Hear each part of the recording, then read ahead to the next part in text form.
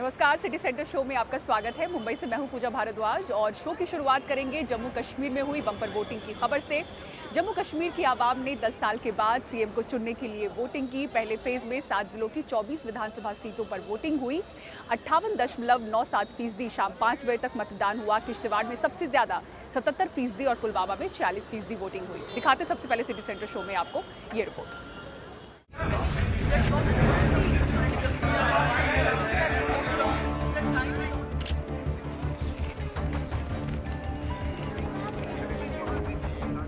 लंबी कतारों में छिपी है बदलती सूरत हाल, यानी जमहूरियत की कहानी। रोशन उम्मीदें अब खुद करेंगी गोया अपनी तकदीरें बयानी। जमहूरियत के जश्न में आपकी शिरकत, दुनिया देखेगी नापाक इरादों के शिकस्त की कहानी। ये लाइनें मुख्य चुनाव आयुक्त राजीव कुमार ने उस वक्त कहीं जब जम्मू कश्मीर में चुनाव की तारीखों का ऐलान हो रहा था। और वाकई जम्मू कश्मीर ने आज वोट की चोट करके पूरी दुनिया को दिखा दिया कि नापाक इरादों को कैसे शिकस्त दी जाती है।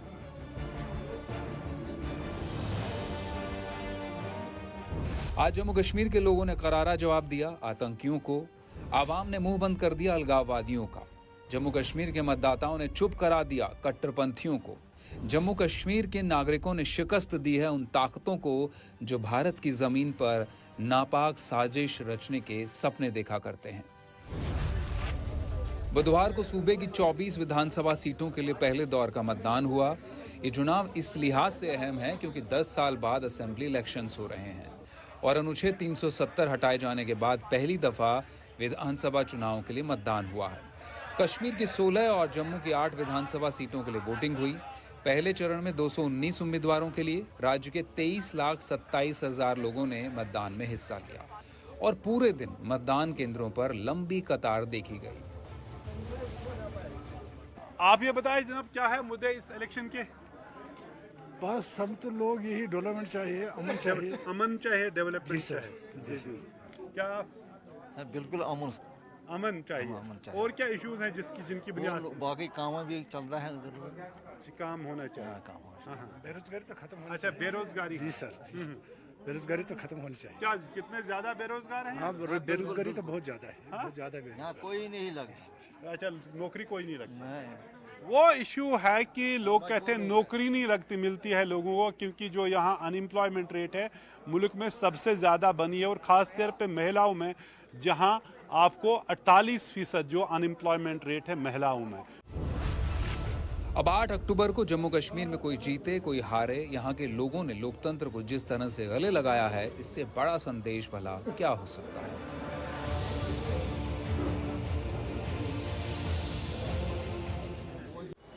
इस बीच चुनाव आयोग ने खास पहल करते हुए कश्मीरी पंडितों के लिए राजधानी दिल्ली में 4 विशेष बूथ बनाए, जिसको लेकर मतदाताओं में काफी खुशी दिखी। दिखाते हैं आपको ये रिपोर्ट। अपनी जमीन से विस्थापित होने के बाद दिल्ली में रह रहे कश्मीरी पंडितों के लिए चुनाव आयोग ने वोटिंग के खास इंतजाम किए। जम्मू कश्मीर में 10 साल बाद चुनाव हो रहे हैं। जाहिर है ये इंतजार और ये उत्साह लोगों से बातचीत में हमें साफ दिखा। मौसम की वजह से दिन की शुरुआत में वोटिंग धीमी रही, लेकिन वोटर्स का जोश हाई रहा। मुझे आज बहुत ही प्रसन्नता हो रही है। मैं बहुत ही खुश हूँ क्योंकि आज 10 साल के बाद मैंने अपनी मातृभूमि के लिए वोट डाला है। हम ऐसे कैंडिडेट का चुनाव करके आए हैं कि जिसे हमें ये आशा है कि वो अपने कश्मीर के लिए, हमारे कश्मीर के लिए बहुत कुछ करेंगे आगे। It was very smooth, and being the first time voter, especially for Kashmir, we all were very excited. And for 3 of us it was the first time. I think our mom, she has voted earlier as well, but for us it was nostalgia, a moment of pride as well, you know, to be giving that vote, the right that we have. So yes, obviously we were excited. The process is very smooth.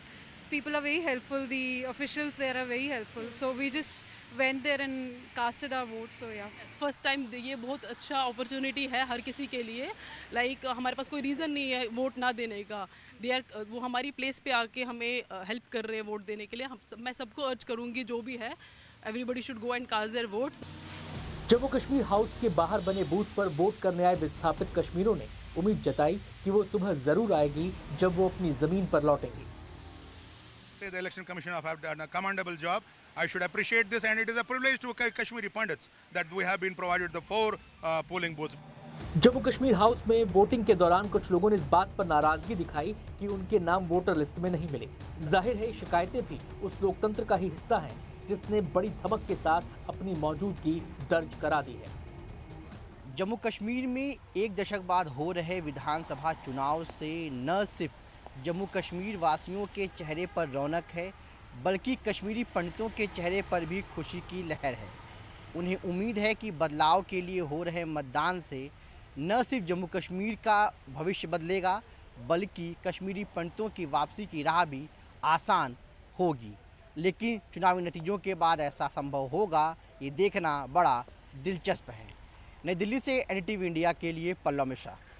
अब बात हरियाणा की करते हैं। विधानसभा चुनाव को लेकर Congress party ने 7 guarantee की घोषणा की है। हरियाणा में सरकार बनने पर कांग्रेस पार्टी हर महीने 300 यूनिट फ्री बिजली और महिलाओं के खाते में 2000 रुपए देगी। इसके साथ ही जातीय सर्वे और पुरानी पेंशन स्कीम को लागू करने का ऐलान किया गया। दिखाते हैं आपको ये रिपोर्ट।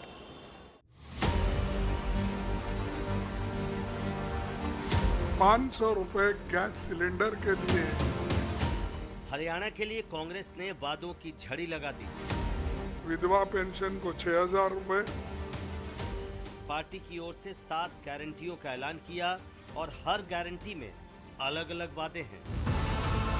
इनमें हर घर को 300 यूनिट मुफ्त बिजली, 25 लाख रुपए तक के मुफ्त इलाज, महिलाओं के खाते में हर महीने 2000 रुपए, 500 रुपए में रसोई गैस का सिलेंडर, 2 लाख सरकारी नौकरियां, बुजुर्गों, दिव्यांगों और जिनके पति नहीं हैं उनको 6000 रुपए पेंशन, पुरानी पेंशन योजना यानी ओपीएस की बहाली, जातिगत सर्वे, क्रीमी लेयर की सीमा बढ़ाकर 10 लाख करने, एमएसपी की कानूनी गारंटी और गरीबों को 100 गज जमीन और 2 कमरे के मकान का वादा किया गया है।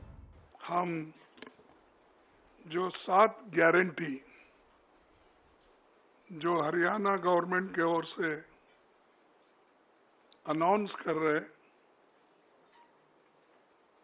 उस गारंटी को हम ये लागू करेंगे और इसीलिए हम इस गारंटी को रखे हैं नाम 7 वायदे पक्के इरादे। ये जो वायदे हैं हम इसको पक्का निभाएंगे। कांग्रेस ने चुनाव के लिए कैंपेन गीत भी लॉन्च किया। इससे पहले तेलंगाना, कर्नाटक और हिमाचल प्रदेश के लिए भी इसी तरह की लुभावनी घोषणाएं की गई थी। लेकिन हिमाचल प्रदेश और कर्नाटक में पैसों की कमी से इन घोषणाओं पर अमल करना मुश्किल हो रहा है। 10 वर्षों से हरियाणा में सत्ता का वनवास झेल रही कांग्रेस पार्टी इस बार सत्ता में वापसी के लिए कोई कसर बाकी नहीं रखना चाहती। इसलिए उसने सरकारी खजाना खोलने का वादा किया है। नई दिल्ली से प्रशांत, एनडीटीवी इंडिया। और अब आइए आपको दिखाते हैं एक ऐसी महिला की कहानी जो देख नहीं सकती थी। उन्होंने पढ़ाई की और फिर कुछ ऐसा करने की ठानी जो एक मिसाल बन गया। ऐसे बच्चों की ताकत बनी जो बोल नहीं सकते, सुन नहीं सकते या देख नहीं सकते। उन बच्चों के लिए उन्होंने पूरी संपत्ति लगा दी। आइए आपको दिखाते हैं ये खास रिपोर्ट। शक्ति हमें देना दाता, मन का विश्वास कमजोर होना, हम चले नेक रास्ते पे हमसे भूल कर भी कोई दूर होना। लगता है ईश्वर ने इनकी प्रार्थना सुन ली है। भगवान ने इन्हें चुनौतियों के साथ इस जहान में भेजा। कोई बिल्कुल देख नहीं सकता तो कोई सुन नहीं सकता, किसी के दोनों हाथ नहीं हैं तो कोई चल नहीं सकता। लेकिन ये सब अब एक ऐसी जगह पे आ गए हैं जहां वो सब कुछ कर सकते हैं जो आम बच्चा करता है। हम अपने बच्चों को हैंडीकैप नहीं रखना चाहते, उनको निःशक्त न रखकर हम चाहते हैं कि ये सब बच्चे हमारे दिव्यांग की कोटि में हैं, यानी उनके अंदर जो भी सामर्थ्य है हम उसका विकास करें। पहले सुबह में उठते हैं 5 बजे तो प्रार्थना करते हैं, फिर अपना फ्रेश होते हैं, फिर 7:30 में नाश्ता, 8 बजे प्रार्थना फिर मैगजीन सुनते हैं, फिर 9 बजे क्लास आते हैं, फिर 11:20 में लंच होता है, फिर 2 बजे छुट्टी, फिर 2 बजे जाते हैं, खाना खाते हैं, फिर उसके बाद 1 घंटा रेस्ट लेते हैं, फिर 1 घंटा खेलते हैं, फिर 2 घंटा शाम को ट्यूशन करते हैं, फिर 7:30 में खाना, फिर 9 बजे सोने की घंटी लगती है। ब्रेल में ये बहुत तेजी से पढ़ते हैं। भले ही बोलने में असमर्थ हो, लेकिन क्लास में टीचर से छिपकर एक दूसरे से बात करने से फिर भी अपने आप को नहीं रोक पाए।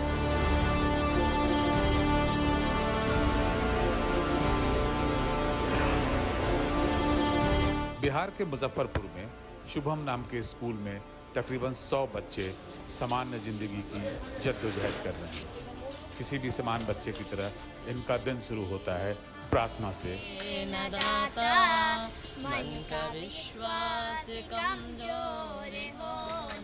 और फिर क्लास में पढ़ाई, मैदान में खेलकूद। छुट्टी की घंटी बजी और ये सभी दौड़े डाइनिंग हॉल की तरफ।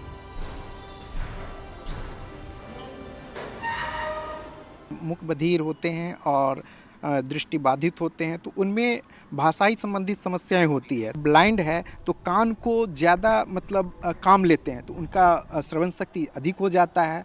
दृष्टिबाधित की बात है, और जो श्रवण बाधित हैं वो मतलब आँख को ज़्यादा मतलब एक्टिव रखते हैं। हर बात को, छोटी छोटी बातों को समझने की हमेशा कोशिश करते हैं। ये बच्चे आपस में जैसे मुख बधिर होते हैं और दृष्टिबाधित होते हैं तो उनमें भाषाई संबंधित समस्याएं होती है। दैनिक क्रियाकलाप में भी होता है तो हम सभी मिल करके उस समस्या का समाधान करते हैं।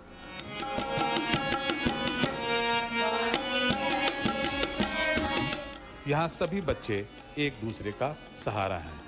अगर देखने में असमर्थ हैं तो गाने में कोई मुकाबला नहीं।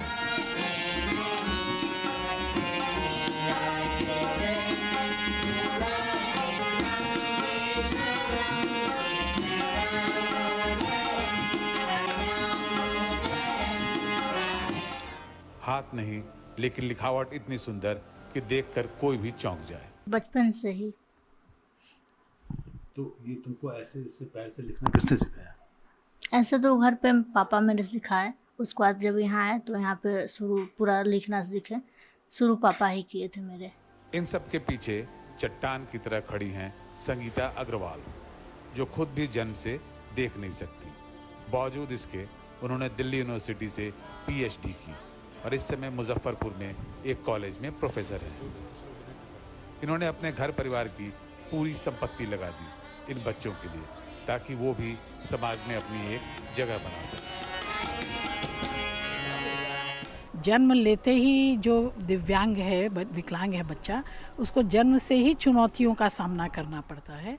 तो चुनौतियों को झेलते झेलते वो इतना परिपक्व हो जाता है कि ये सब बाधाएं छोटी मोटी उसे डिगा नहीं पाती हैं। स्कूल के ज़्यादातर कर्मचारी भी दिव्यांग हैं, लेकिन वो इन बच्चों का भविष्य संवारने में कोई कोर कसर नहीं रखते हैं। बच्चों के लिए पूरी तरह मुफ्त ये स्कूल लोगों की मदद और चंदे से चलता है।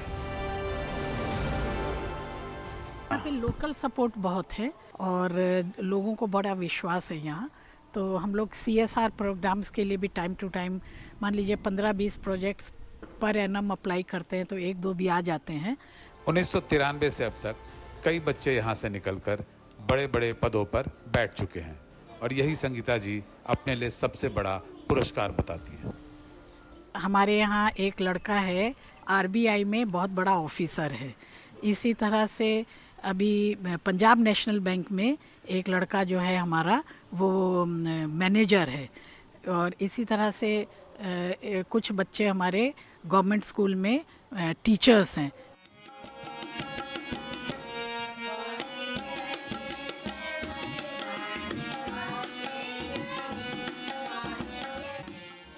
दृष्टिबाधित होने का कष्ट इन्होंने बचपन से झेला और उसके बाद ठान लिया कि अपने जैसे बच्चों के लिए ये एक माँ के रूप में, एक अभिभावक के रूप में खड़ी रहेंगी। पूरे परिवार और समाज का सहयोग मिला, इतनी बड़ी इमारत खड़ी की और आज सैकड़ों की संख्या में ये बच्चे न केवल सामान्य जिंदगी जी रहे हैं बल्कि एक अच्छी शिक्षा भी पा रहे हैं। मुजफ्फरपुर से प्रभाकर कुमार, NDTV इंडिया। और सीबीएसई बोर्ड के नए फैसले के बाद उर्दू स्कूलों की मुश्किलें बढ़ गई हैं। बोर्ड का कहना है कि स्टूडेंट सिर्फ हिंदी और अंग्रेजी में ही आंसर्स लिख सकते हैं। क्या है पूरी खबर दिखाते हैं आपको इस रिपोर्ट में। वहाँ लिख नहीं पाएंगे, यहाँ हम लोग उर्दू ज़बान में पढ़ रहे हैं, लिख रहे हैं। किसी भी सूरत हाल में पढ़ना नहीं चाहते। दरभंगा शहर से 40 किलोमीटर दूर बहादुरपुर ब्लॉक में चंदनपट्टी गांव के इस स्कूल के कई छात्र निराश हैं। पिछले 14 वर्षों से यहां हर विषय की पढ़ाई उर्दू माध्यम में होती है। अब तक यहां के छात्र सीबीएसई बोर्ड की परीक्षा हर साल उर्दू में ही देते आए हैं। भले ही पिछले 3 वर्षों से प्रश्न पत्र उन्हें हिंदी या अंग्रेजी का मिल रहा था, लेकिन अब छात्र मायूस हैं।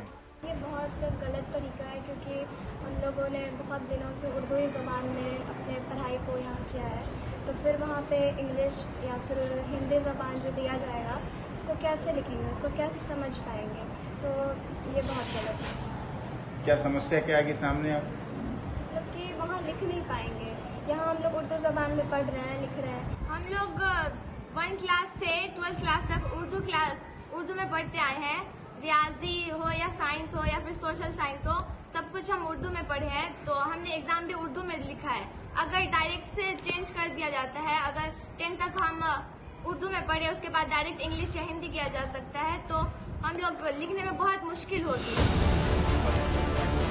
हालांकि ये स्कूल चला रहे लोगों को आधिकारिक तौर पर इसके बारे में कोई जानकारी नहीं दी गई है, लेकिन उनका कहना है कि 20 सत्र में ऐसे फैसलों से छात्रों को काफी मुश्किलों का सामना करना पड़ सकता है। ऐसी कोई इन्फॉर्मेशन हमारे पास राइटिंग में नहीं है, न मेल के जरिए न कोई रिसीव हुआ है कि हमारे स्कूल को भी उस दायरे में लाया गया है। उस पर साफ लिखा हुआ है कि जो एफिलिएटेड स्कूल है उस पर लागू नहीं है। और ज़बान कभी बाधा नहीं आती, नहीं पड़ती है आपके तालीमी स्टैंडर्ड को बरकरार रखने में। तो मैं समझता हूँ कि अगर कोई इस तरह का कदम उठाएंगे तो ये मुनासिब नहीं होगा। इनको पूर्ण विचार करना चाहिए। सीबीएसई अगर अपने इस फैसले पर कायम रहती है तो इस तरह के स्कूलों में पढ़ रहे हजारों छात्रों को उर्दू मीडियम में पढ़ाई छोड़नी पड़ेगी।